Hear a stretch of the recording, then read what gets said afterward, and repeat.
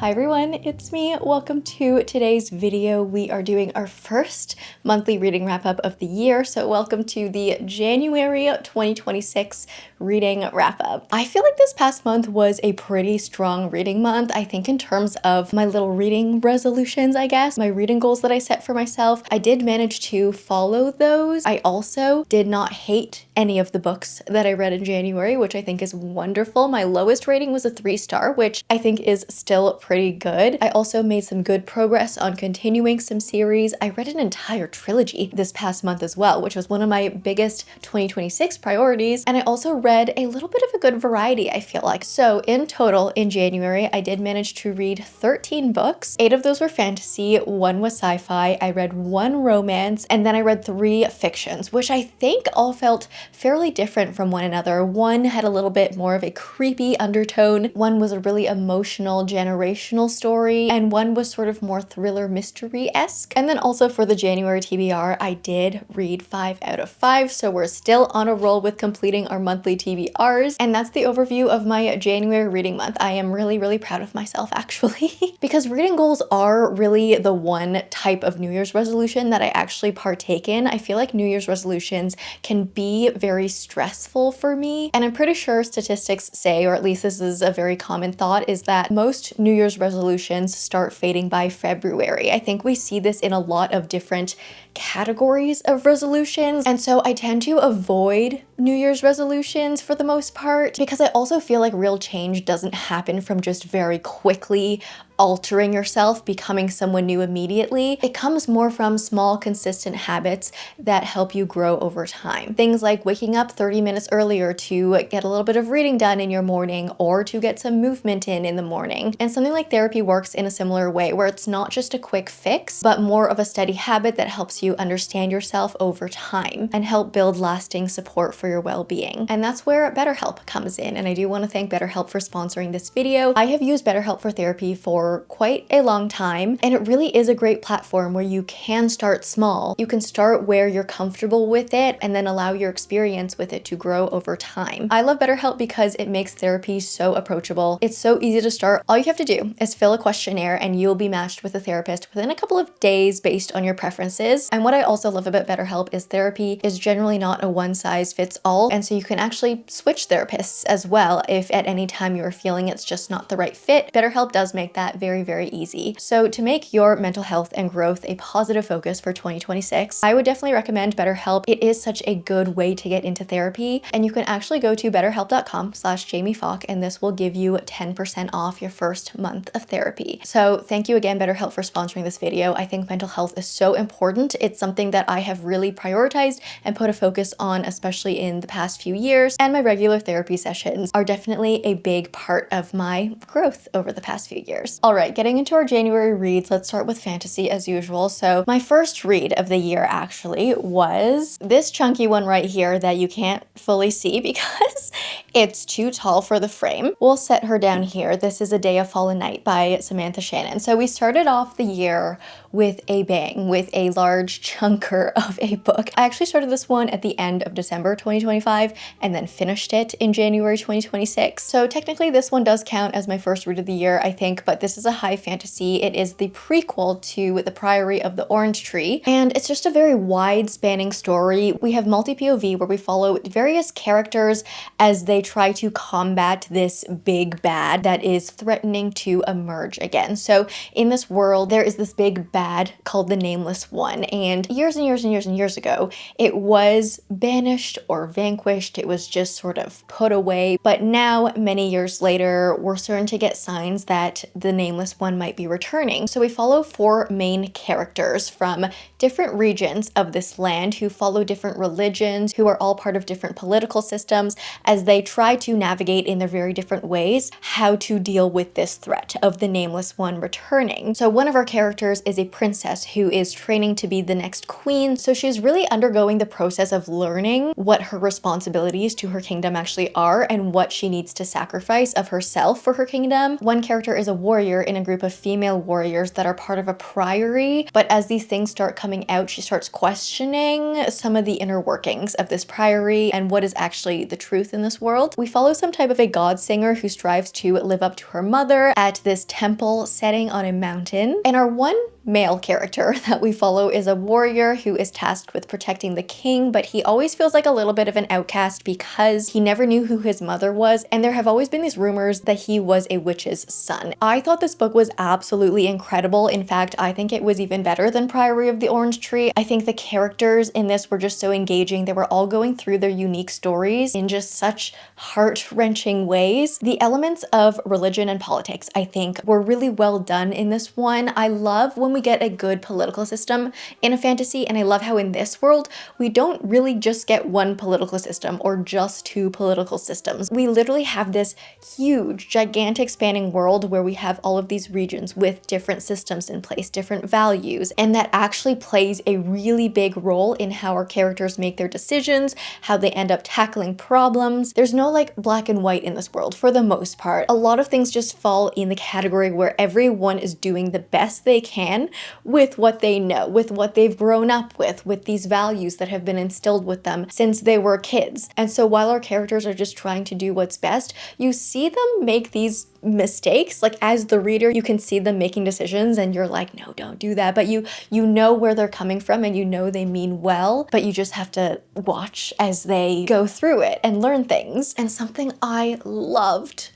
about this book were the strong dynamics between mother and daughter, or mother and son. We get these birth mother versus like raised mother figures, and we really dive deep into how these mothers change your life and also how they show care for you in different ways. And I just love the strong undercurrents of, not even undercurrents, overcurrents of female characters for the most part, of female resiliency, of motherhood, of daughterhood. It's just absolutely wonderful. I love it so much. I will say, you are always in for a little bit of feeling lost when you dive into a Samantha Shannon book, at least for me. I feel like so much is introduced to you so quick, especially at the beginning of these books with the switching POVs. You get barely settled into one character and you're just trying to put together, okay, this is you, this is where you're from, this is your mom, this is your friend, this is your religion, these are your political values. And then right when you're starting to feel comfortable, you switch POVs and then you meet all these new people. But once you feel it, once it clicks,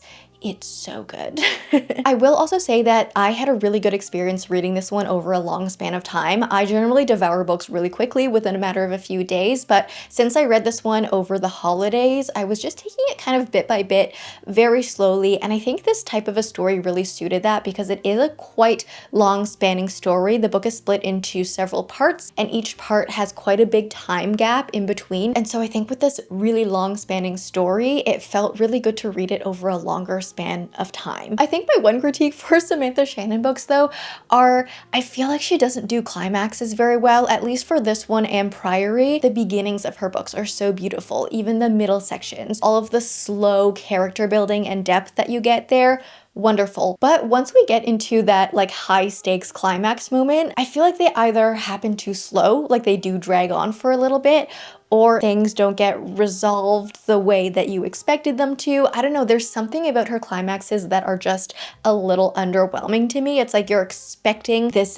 huge moment after so many pages of buildup, and then the climax just, I don't know, lets you down a little bit, or lets me down a little bit. And that, I felt that in this one and in Priory as well. But overall, this was absolutely beautiful. Again, strong themes of religion, political systems. We have so many strong female characters, a lot of queer romance subplots, and it's just a wonderful, like, juicy, thick read to dive into where you don't really need to feel like you're in a rush to read the book. Next up is A Reaper at the Gates by Sabaa Tahir. This is the third book in the Ember Quartet. I have had just like such an interesting experience reading these ones. I really loved the first book so much. I think I gave the first one like a 4.5, something around there. Such a strong start to the series, but unfortunately I have just felt like the sequels have not lived up to the first book, and we'll get into it, but for a quick plot synopsis. So this is the YA fantasy series, but I always categorize categorize this as an upper YA. It is more mature than your typical YA series. In the first book, we follow two main characters. So on one side, we have Laia, and she is a part of the Scholars faction, and in this world, the Scholars have been oppressed by the Marshals. Laia is living with her grandparents and her brother, and at the beginning of the story, a bunch of Marshals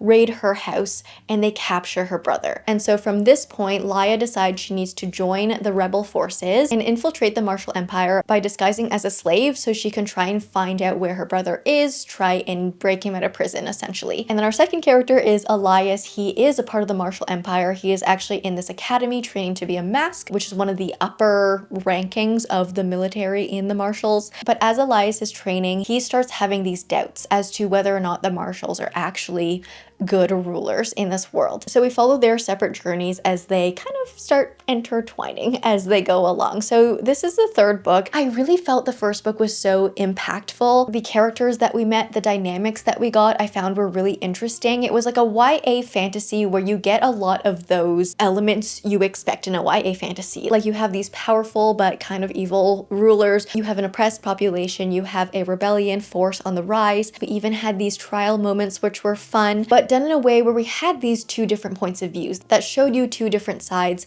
of the world. And I think the writing was just very well done. We have these very creepy kind of magical beings in this world. We had an element of prophecy. The writing was just eerie and dark and gritty, and I loved it so much, but I've really lost an emotional connection with both of our main characters as we've gone through the series. And it's this really strange thing that's happening because I feel like the plot in both the second book and this book have been really good. Like if you just told me the story of these ones, like scene by scene by scene, I'd be like, yeah, that sounds like a really exciting book, but there's something about the way it's told that is giving me a bit of a disconnect. I think one part of it is that after the events of the first book, once we got into the second one, the mood of our two main characters has basically been the same. Very stable. We've been in this one mood of kind of this angsty, we want to get revenge, we're on this very grim task kind of a mood. And I tend to enjoy stories that have more ups and downs, that really change moods, that might have some cozy moments, have some funny moments, but then also have these high stakes, grim, gritty, whatever moments as well. I feel like I just want some variation in emotion. Like we've just been very angsty, rebellion. I also have been surprised at how separate our stories feel. So in the second book, we do get a third POV added, which actually is my favorite POV. But with this triple POV, I guess, story, you usually expect your POVs to intertwine a little bit more and to be a little bit more like cohesive feeling. I just feel like, especially in this one, all of our characters have been going on side quests, really veering from each other, and there is quite minimal interaction between them. And I feel like that's also giving me this sense of distance while I'm reading the book. It's just so stable, you know, like the pacing of it, the mood of it, it's so stable. And I feel like it's not working well for me because I want more ups and downs. I want more roller coaster. I don't just want one gritty mood. So emotionally, I'm feeling disconnected. But as I'm reading, yeah, I'm like, the plot is so fun. There are some really cool elements. The world is really cool as well. As I mentioned, it's eerie. We have these magical beings that are creepy. It's also gotten unexpectedly ghostly, which I'm actually enjoying that aspect of the book very much. And there is, as I mentioned, a big theme of prophecy running throughout the book, which I think is done very well in this book. I do really like the element of prophecy and how that's being executed. I am going to continue reading the fourth book, hoping to get to it in February. So we'll see how I feel about the characters by the end of the story. I have heard that the fourth book can convince you to be emotionally attached. I know Freya experienced a very similar thing with this series as she was reading through it, but then she also mentioned the fourth book ultimately won her over. So we'll see. I'll finish the series in February and I don't know, we'll see how it goes from there. The third fantasy I read was Midnight on the Celestial by Julia Alexandra. This is actually a YA fantasy standalone. So if you're looking for a fun YA fantasy but don't want to get into a series, here's one for you. I know standalones are sometimes hard to find when you are a fantasy reader, but this one essentially, it was advertised as comparable to Caraval, and I can definitely see that now after reading it, but in this one when we follow Ro, and Ro can conjure up the dead. And at the beginning of the book, she has been using this power for entertainment, essentially. So at parties, at balls, people will line up and she will put a show on to summon these ghosts of, I don't know, loved ones that have passed away. So life is fine. Life is working out really well this way, but in this world, if you do have a magical power, when you turn the age of 18, I believe it is, you need to go through a trial to prove that you can handle your magic safely. And if your magic feels out of hand, you will actually have your magic sucked out from you. So Ro undergoes this test and she actually fails it. So she has two options. The first option is she just agrees to have her power sucked out from her, and her second option is to board this luxurious cruise ship as an employee and prove that she is actually worthy of keeping her magic. So of course she decides to do that. She starts working on this cruise ship, and it's a really interesting setup where our workers are all people that have failed their tests and they're just trying to impress all of the patrons, because impressing the guests will be their only way of getting the opportunity of a second trial. At the same time though, while the cruise ship seems like, you know, a nice lovely place for the guests, at least during the day, everything on this boat shuts off at night because the halls become dangerous. There are these sinister things that are happening. And one night on this cruise ship, Ro actually ends up being framed for the murder of a guest. So doesn't that premise just sound like so much fun? I feel like in terms of vibes, this book delivered. It basically felt like a Caraval, but a little bit more gory, I would say, and set on a luxury cruise ship. Because we had that sense of mystery. We had that sense of like, the walls are changing, the hallways are trying to trick you, and I feel like that was very much Caraval vibes. So I loved that. I loved the creative world. I loved the descriptive writing in this one, and I also loved the fun idea for the plot. But I will say, I feel like just after reading the plot synopsis and everything I told you about the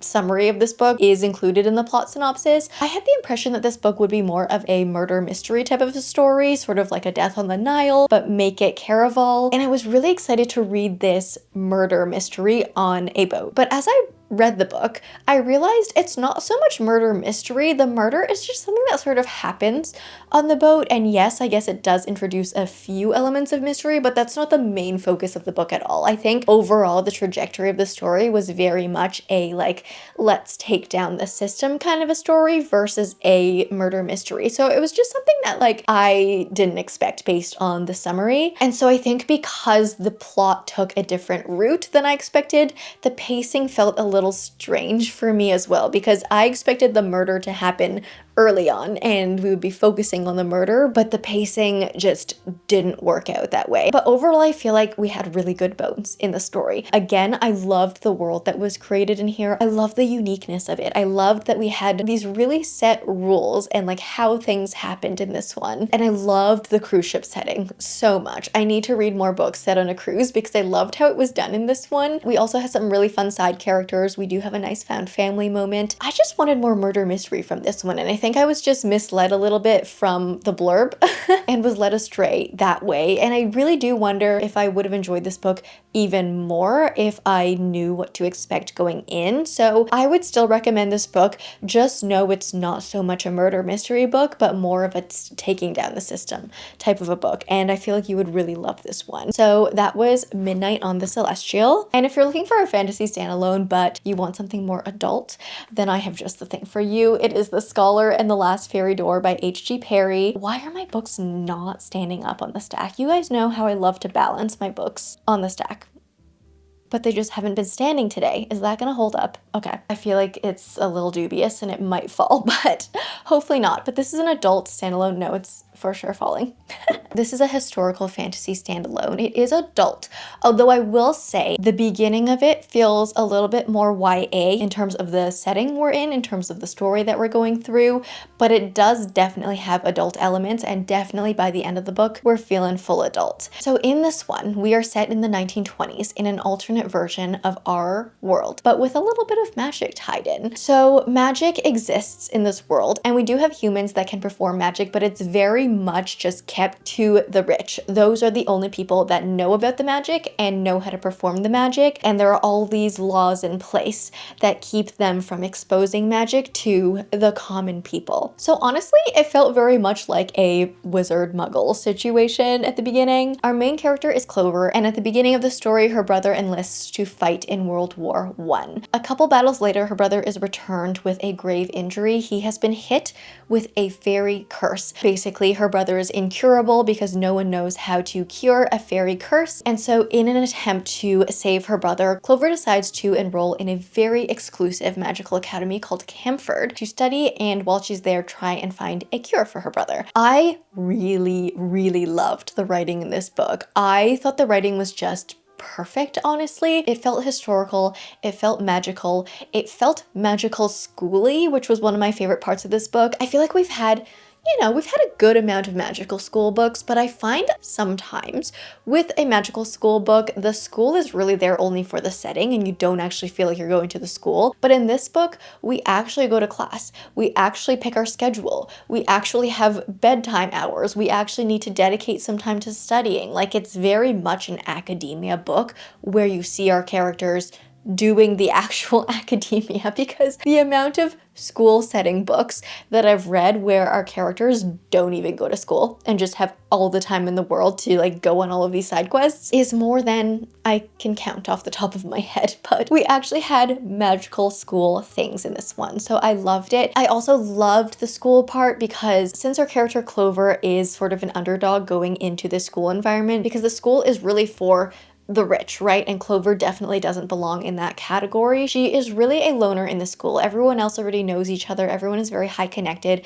And so at the beginning of the story, she is very much a loner. She doesn't make friends. Everyone's very judgmental of her. But then as we go on, we get this found family. And you guys know that is one of my favorite tropes ever. So I really enjoyed how that was done. And then yeah, as we go through the story, we see our characters truly grow up. It is a long spanning story. We have a part 1 and a part 2 type thing where we have a 10-year time jump in between. So it's always interesting when you see your characters as younger and then you see them as older and see how the times have changed them. And for a standalone, I feel like we captured a lot in that here. So I feel like this book just gave me everything you would want in a historical academic fantasy book. We got the YA feels with the magical school part. We got some darker themes in the second half of the book. We have a little bit of a historical backdrop. We have platonic love done in the absolute best way. And then also some good exploration into class struggles, whether it's gender equality, whether it's in wealth differences. We also have a good critique on greed and how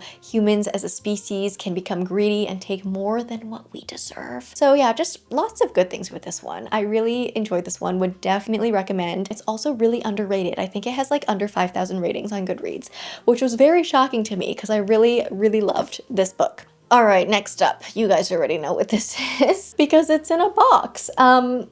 Oh my gosh, it's so heavy. I read the entire Lord of the Rings trilogy plus The Hobbit this past month, and I don't know how much I'm gonna say about this one because I have an entire reading vlog dedicated to reading this trilogy. I didn't read The Hobbit in that video, but I did read The Hobbit basically after I stopped filming that vlog. If you want to hear my thoughts on Lord of the Rings, watch that reading vlog. I talk about it for so long and I talk about a lot of different parts of it as well. What I will say in this wrap up was this was just a peak reading experience. I feel like as a book lover, as a fantasy lover, this was just like a prerequisite for me to read. I read this trilogy originally like 10 years ago, like a really long time ago, maybe even longer. I want to say like 15 years ago. But I feel like the first time I read this, I was just a little bit too young and I didn't really get as much out of it as I wanted to. And so I just felt like this was something I needed to revisit in my adult reading years. And I'm so glad I did because I just, yeah, had the most wonderful experience. I think as a lover of this world, there was no way I would dislike these books going in. They definitely feel quite different to the movies, and I do talk about that in my reading vlog, but wow, these were absolutely incredible. I don't know what I would rate these books if I didn't have a pre-built love for this world and for the movies and, all of that. So I definitely didn't go into these books with a clean slate. I went into them with a really strong bias, and I'm okay admitting that. But this was a true 5-star experience. These are classics, so I did read them a little bit slower than I would normally read a book, but I absolutely loved the experience. And I was actually discussing this with one of you in the comments the other day. I think the best way for me to read a classic is to watch the movie adaptation first, if a movie adaptation exists, and then read the classic after, because sometimes I find when things are written in this more classics style, I don't understand the tone of them as well. I'm not able to pick out what we're trying to do in the classic as much. I feel like when I read Pride and Prejudice, I didn't realize that parts were supposed to be funny. I was reading it so seriously, and there were definitely so many comedic parts in that, so many jokes, and I only understood those jokes when I watched the movie. And so I just feel like with this older type of a writing style, I'm just not very good at parsing through it. And I feel like watching the movies first and then reading them after will really help me. Like when I read Little Women after watching the movie so many times.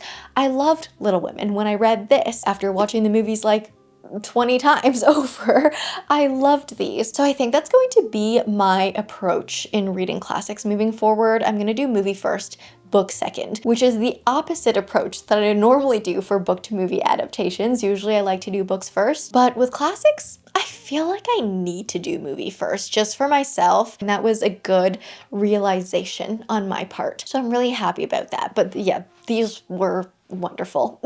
Our one sci-fi read of the year was Iron Gold, of course. Literally, why are none of my books standing up today? Are you gonna stand? Okay. It's see? So this is the fourth book in the Red Rising series. Of course, it is book 1 of arc 2. Do I need to give you a synopsis of Red Rising again? I feel like I've given you the plot synopsis for Red Rising like 10 times at this point, because in every reading wrap up where I read another installment in the series, I go over the summary of Red Rising again, and so I feel like I don't need to do that in this video, do I? Let me know if I still do. But essentially we have space wars in this universe where humans have overpopulated Earth, so we're spreading to all different planets now, and we have this very rigid hierarchy system where our humans have been rigged, altered to really fit these color molds. So we have reds, for example, who are built to be weaker physically, but really resilient, honestly. And reds are used as slaves, essentially, as miners, as slaves. And on the top of the spectrum, we have golds, who are physically built as like bigger, stronger, more durable, and the golds are the top of the chain. And then we have all these colors in between. We have pinks that are built as these really attractive but soft humans who are used for pleasure. We have grays who are used for law enforcement. They're very just like rigid and, you know, whatever. So a very rigid system, and then throughout the series we just break down that system. I was a little bit scared going into this one because I had so many people warn me that this one felt really different than the trilogy. I feel like I've heard mixed opinions on this book where some people really love it, but then a lot of people really feel like it was a slog. They just had to get through it to continue the series. And so I went into it with mixed expectations. I didn't really know what to think, but I was really happily surprised because I ended up absolutely loving this book. The main two things I loved about it were, number one, we actually got to see the results of our rebellion that happened in book 1, because I feel like in our first trilogy in this world, we go through this, you know, uprising, rebellion, and in so many series, the story ends there, you know, after the rebellion, what has happened. But we don't really see how it actually affected the world or the universe or the individual people that live in that universe. And with this one, we were actually able to continue that story and see how the actions of our characters in arc 1 actually impacted the world. Like, did we really do what we set out to succeed, or are there more struggles along the way? And I feel like the fact that we have more things to solve, that we have caused some more problems, it feels so realistic, you know? Like, nothing is ever going to be done. Nothing's ever going to be finished, especially when it comes to something so intricate and complex, like a political system, like an entire universe. You can never solve all the problems in an entire universe. There will always be something. So I loved being able to see that. And then the second thing kind of tying into that is that I loved seeing multiple POVs from truly different perspectives, because in the first book, we truly only follow reds and golds. We learn what drives a red, we learn what drives a gold and what they value, but the other colors were always just like on the side. And then in this one, we actually dive deeper into some of those characters from different factions. And we finally step out of the mind of our main character, Darrow, and it was so interesting to me just seeing other people and how they actually thought of Darrow, how they saw him, and how they reacted to his actions.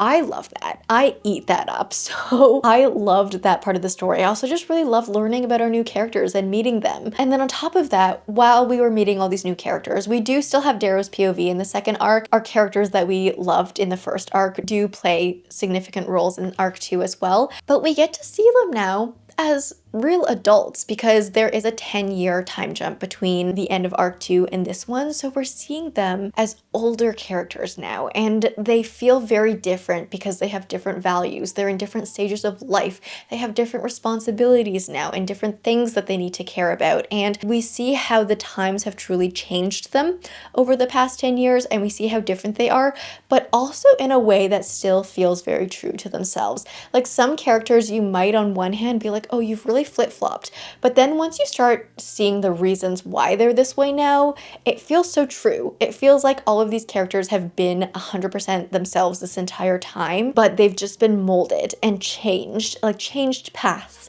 from these things that have happened to them. I think this was also really interesting to dive into because it feels like the start to a new series, but it also feels like you're stepping into it mid-series, because that is essentially what it is. Like, yes, it is pretty much a direct continuation, but it's also setting up this new arc. So the plot structure of it feels like you are starting a new series, but then it also feels easier because sure, you're meeting a couple new characters, but the world building's already been done for you. You already know so much, and so you don't feel lost stepping into it, but then at the same time you get those giddy feelings of starting a new series, but without the hard work.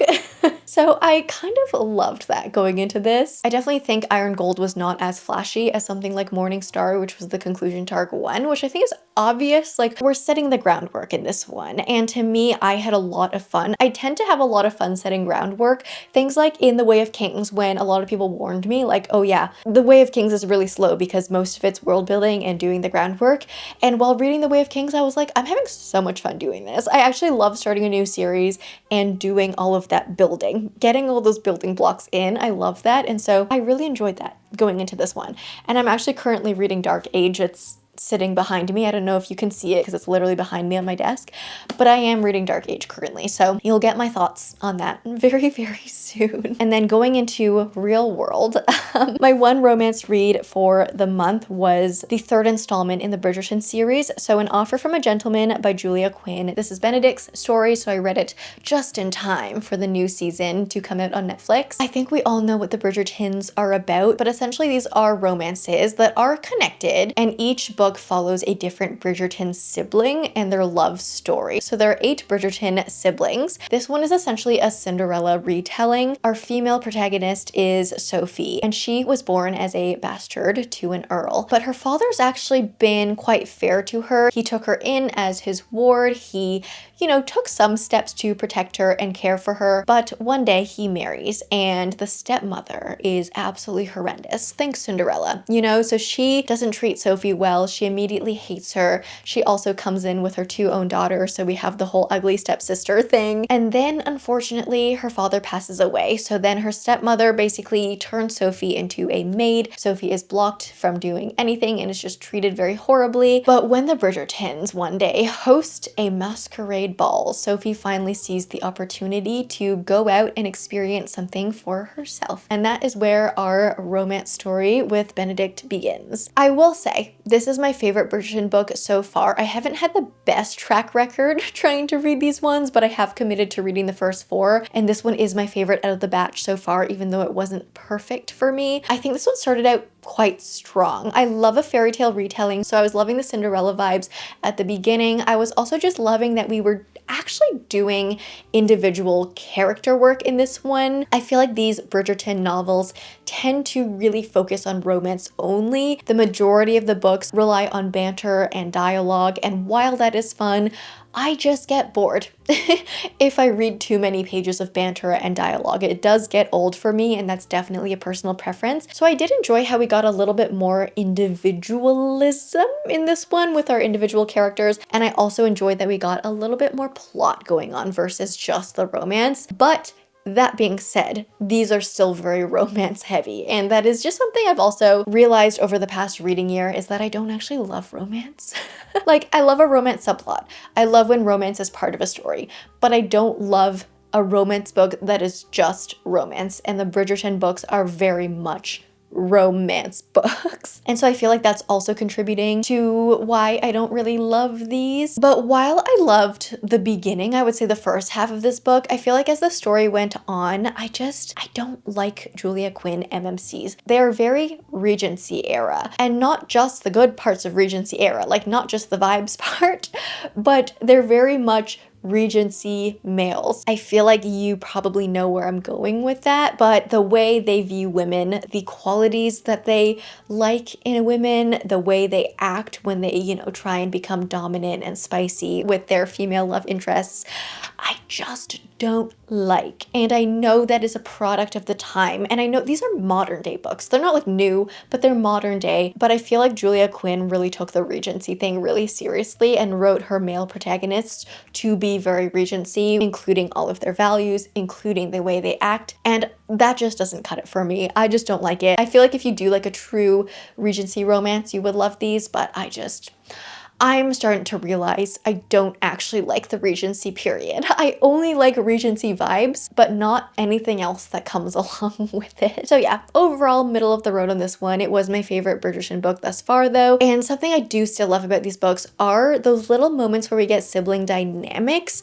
I think in this one in particular, Benedict and Eloise had such a fun banter with each other and a sibling rivalry, and I'm excited to see that. I hope they do put a lot of that in the show when it comes out, but that is my favorite part of these books, is just the Bridgerton siblings interacting with each other. It's not even so much the love stories that I enjoy, but it's the sibling dynamics. And I will say also, one last note is that this book had 2 epilogues, which if you know me, that's usually a bad sign because I don't love an epilogue, especially a romance epilogue. But I will say the second epilogue was the best part of this book.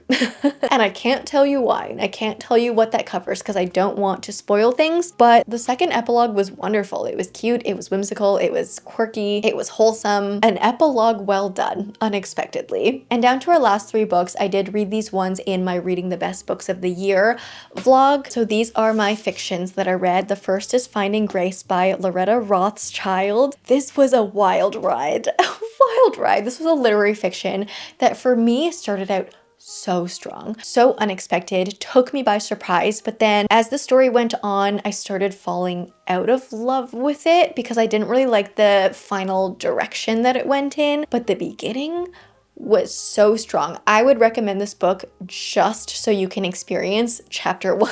So in this one, I can't say too much about the plot synopsis because chapter 1 is a big plot twist, which I know you're probably saying, Jamie, how can chapter 1 be a plot twist? But let me tell you, you need to experience this plot twist in chapter 1 because the author pulled it off, and the blurb of this book is very vague. But basically, in the beginning, we meet our characters, and so we have Honor, who is a wife to Tom and a mother to Chloe. Honor has been wanting to have another baby for a very long time, but they have been struggling with fertility issues, with miscarriages, so they are now trying to go about it using the surrogate method. And this has put all sorts of strain on her relationship, on Honor, and just it's always a burden on her mind. And in chapter 1, we get this really shocking event that happens, and that's all I'm going to tell you about this one. But basically, the writing in this one is wonderful. I think Loretta Rothschild did an amazing job with using her descriptors of the environment to actually help the scene. I feel like sometimes authors can get carried away with just describing everything just to describe everything, like describing the color of the walls, describing what a character is wearing, but like, does it actually contribute much to the story?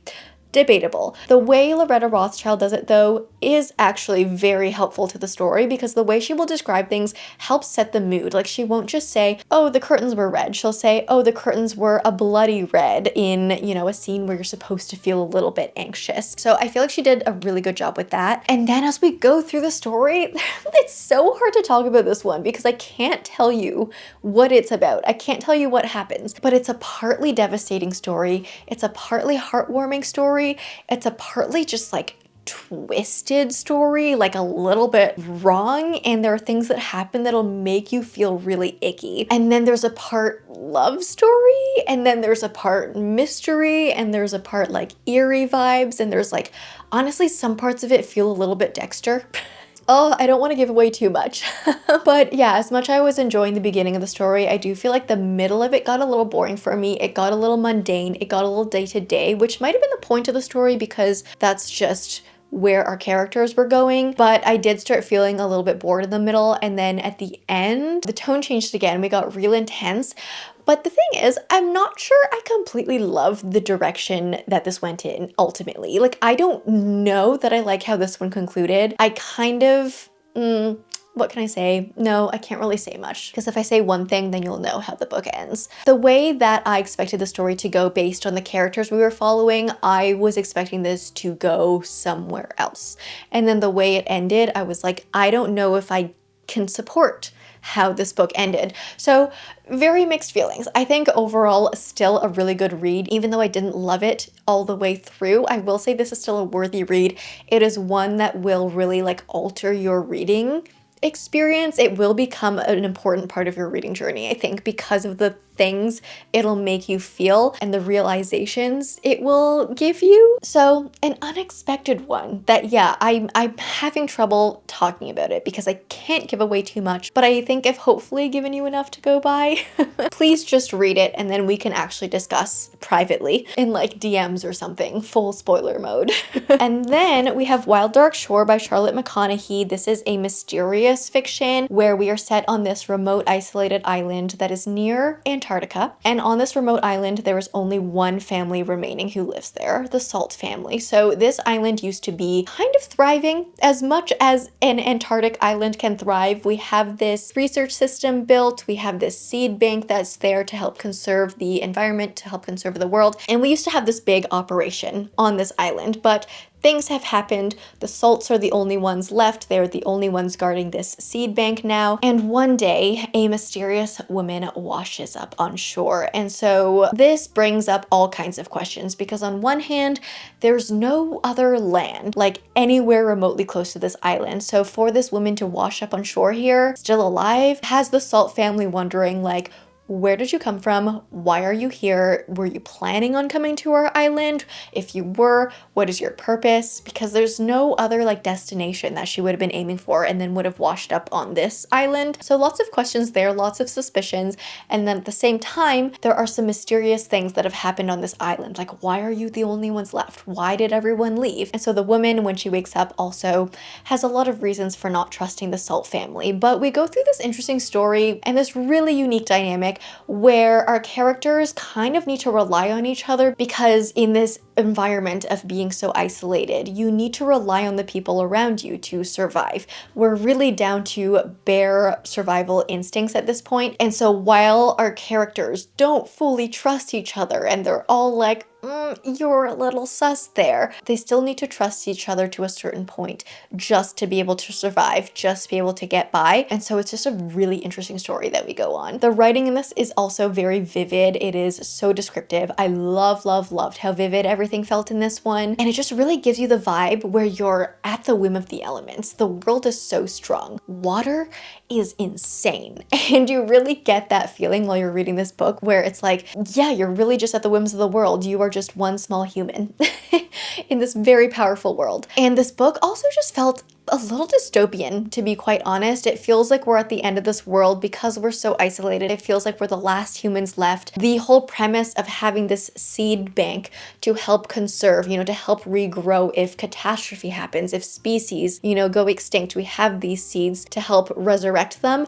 that felt very dystopian as well. And I feel like the writing was well done in a way where we were always left in the unknown as a reader. The characters knew so much more than you in this one. It's one of those things where, yeah, the characters had some unknowns with each other, but they were also withholding things to the reader. And I feel like that made this book so exciting to read because you're like, are you lying? What are you really hiding? What do you really think? What do you really know that you're not telling me? And that made for a really intriguing read where you like just kept needing to flip to the next page. A couple things I didn't love about this book were, number one, there is a little bit of a romance in this one that kind of came as, you know, something unexpected to me, and also I felt like it didn't have to be there. I understood the romance coming from one side because it's like in these environments of being isolated, of not seeing another woman for so long, it's like, you know, I get that. I get what Charlotte McConaghy was trying to do on that side of it, but on the other side of the romance, I was like, I just didn't understand why she was feeling the things she was feeling, so didn't love the romance in it. And I also felt like, so we had 3 kids, right, as characters, and I feel like the 3 kids, their individual characters were the most interesting, even more interesting than our 2 adult characters,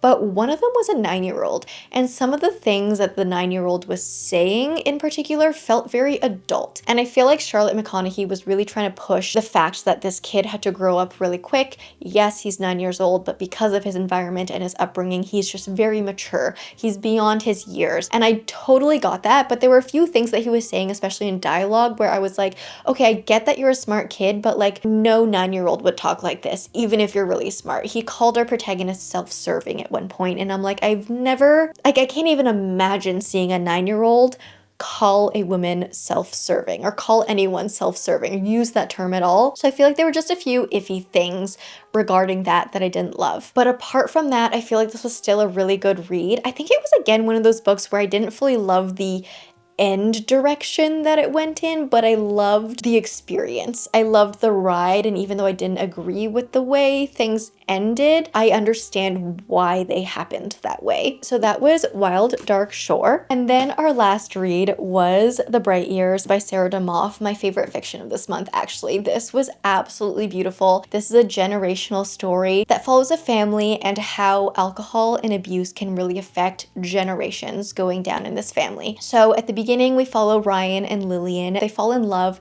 they get married, but Ryan has an alcohol addiction that he is not coming to terms with and is not telling Lillian about. And Lillian has a secret son from her past that she has never told Ryan about. So they're both keeping secrets from each other, and we just see how these secrets affect their kids down the line. And yeah, it's a generational literary fiction story. I thought this was beautiful. I thought this gave you just enough. It gave you just what you needed. It's one of those books where you just get little glimpses into our characters' lives. Because it is so generational, you're obviously not gonna get details of everything that happens with all of our characters because we span such a long period of time. There's no way to do that. So in these types of stories, we tend to follow this plot structure where we just like jump in. We see one little moment with our characters, and then it's like, we'll jump 10 years and then we'll see how it affects them in another little moment. And I feel like the little moments that Sarah Damoff chose to show us were really intentionally selected and so clever and so well done in these little windows we got to see in these characters' lives. So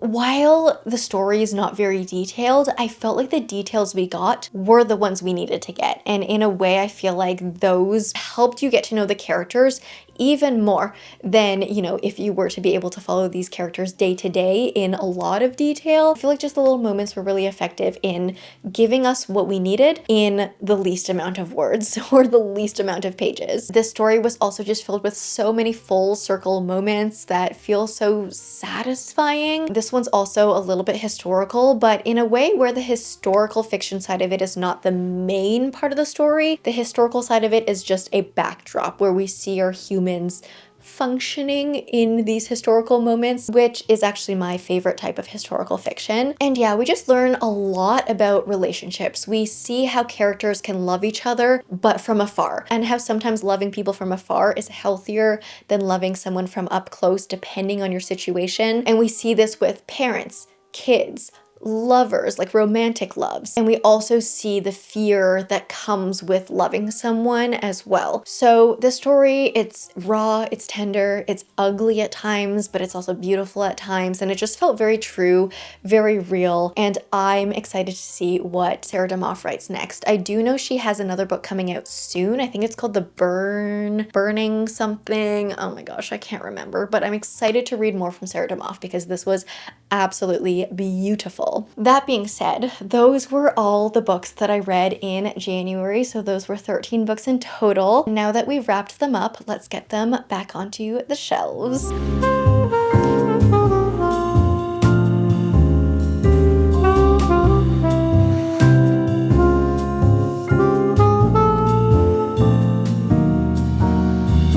Alright, that's gonna be it for now. I hope you enjoyed this wrap up. If you did, please leave me a like and a comment. If you don't know what to comment down below, let me know what your favorite read in January was. If you like me, subscribe, do that bell thing, and I will see you in the next one.